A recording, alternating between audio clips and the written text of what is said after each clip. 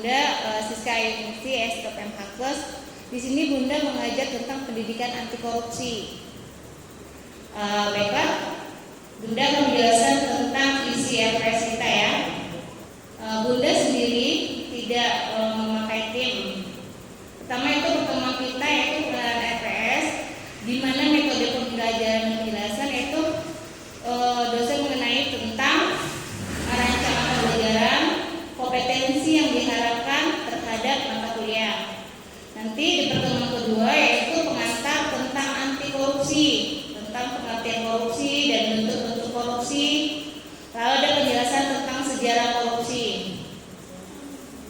Lalu ada tindakan pidana korupsi dan perilaku koruptif.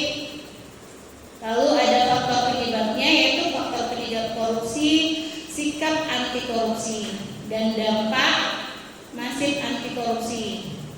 Yang terakhir sebelum tes yaitu nilai-nilai anti korupsi itu sendiri dan menjelaskan tentang prinsip-prinsip anti korupsi. Itu ya yang tes kita ya. Baiklah, Bunda akan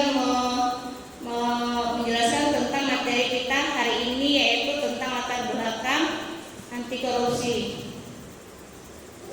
Baiklah, sebelum mata kuliah kita dimulai, sebaiknya kita baca doa dulu sesuai dengan kepercayaan dan agama kita masing-masing. Berdoa dimulai.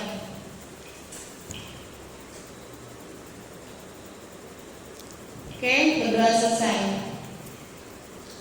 Baiklah, di sini latar belakang anti korupsi ya, yaitu alih-alih memberantas anti korupsi, namun tindak pidana korupsi justru dilakukan oleh penyelenggara negara, yaitu anggota legislatif dan pihak-pihak lain.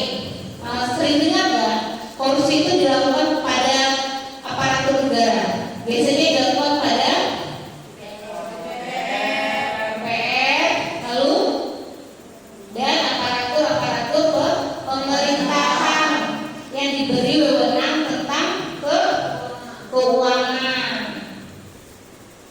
Ada yang tahu nggak apa itu korupsi? Siapa? Coba tunjuk tangan. Ya, apa korupsi? Korupsi itu sejenis penggelapan uang yang telah dipegang dari seseorang dan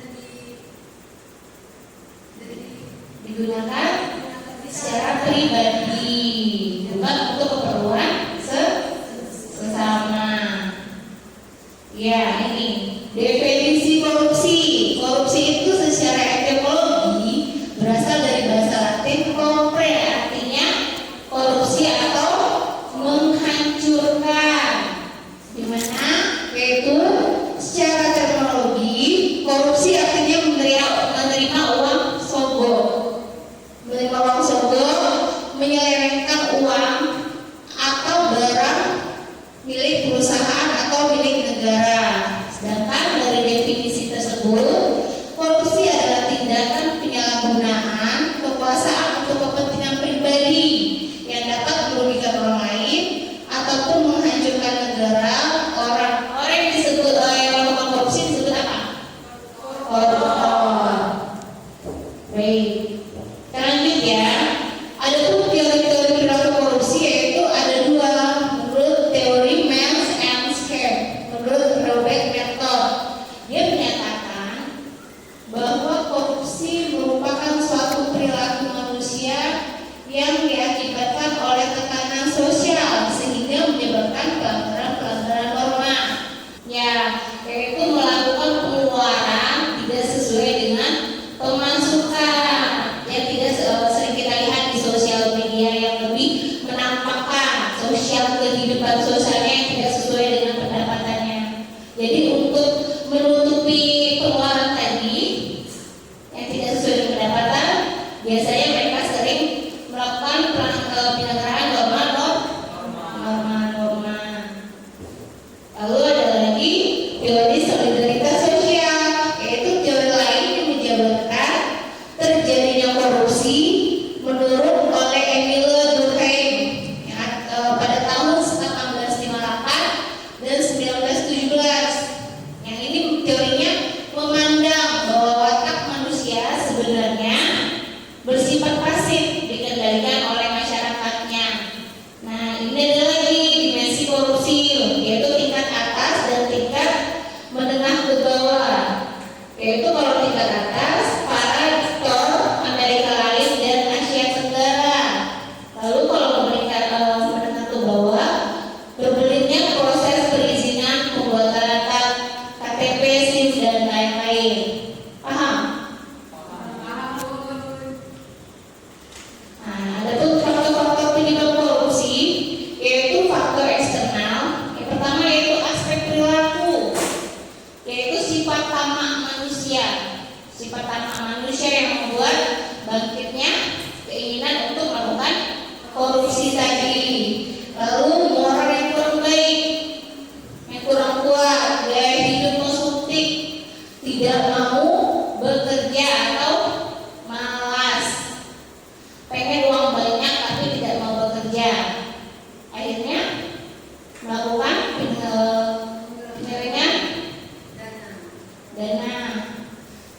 Lalu ada faktor eksternal yaitu aspek sikap masyarakat terhadap korupsi. Lalu ada aspek ekonomi, politis, dan organisasi serta aspek sosial. Dampak korupsi. Dampak korupsi sendiri yaitu apa? Yang menurunkan dan menurunkan kualitas taraf hidup rakyat. Lalu sulitnya masyarakat memperoleh pendapatan ekonomi. Seperti yang akan kita alami pada tahun depan itu kemungkinan kita akan mengalami inflasi. Karena kenaikan harga tidak sesuai dengan pendapatan kita, kan? Yang sedang dilakukan oleh pemerintah saat ini. Takutnya akan terjadinya krisis moneter pada tahun depan.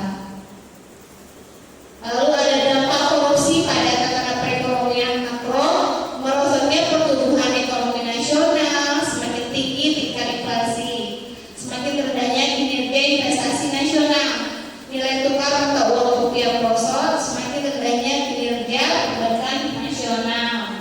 Nah, ini dampak korupsi ya. Perbedaan apa kan?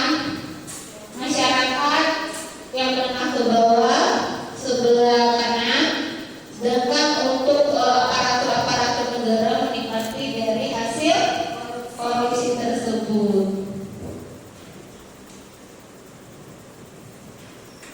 Nah, pemberantasan korupsi.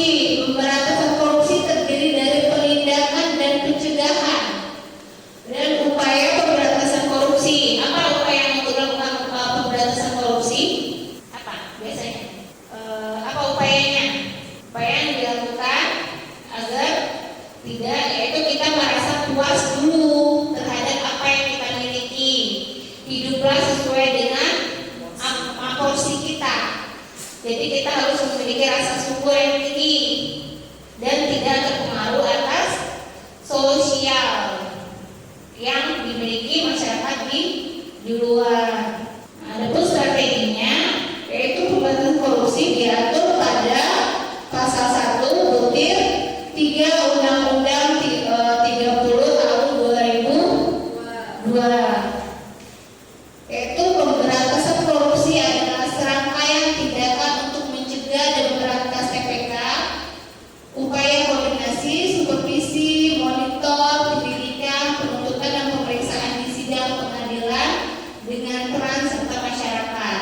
Peran serta mahasiswa dalam pemberantasan korupsi akan maksimal jika apa? Jika mahasiswa mengalami pengetahuan korupsi,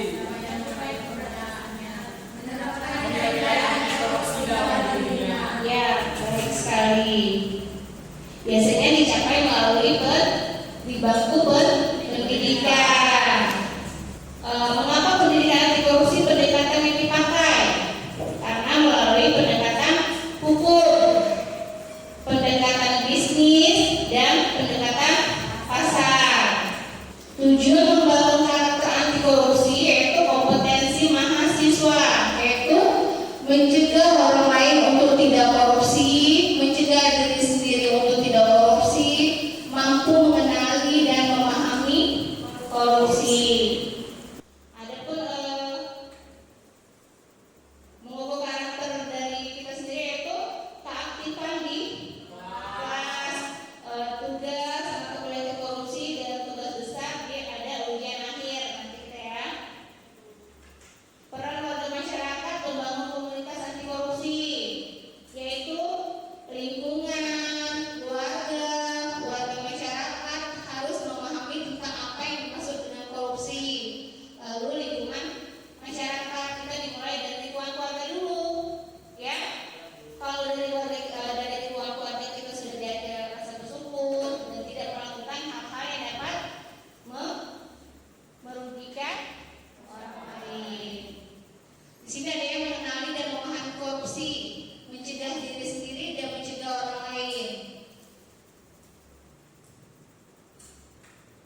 Ini ya. Ini pendidikan anti korupsi yang dimulai dari bangku pendidikan. Nah, nilai-nilai anti korupsi yang pertama apa ada? Lalu kemandirian,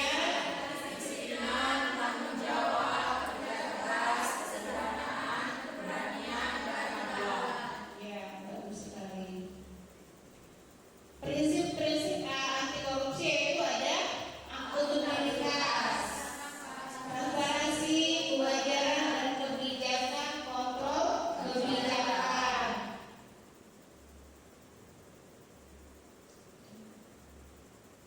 Nah, ini ada peran mahasiswa dalam pemberantasan korupsi, yaitu pencegahan opini dan gerakan moral, pencegahan dengan melakukan pemberantasan korupsi dan mengangkat isu korupsi di lokal-lokal ke media. Lalu gerakan moralnya biasanya menggunakan yaitu kampanye anti korupsi.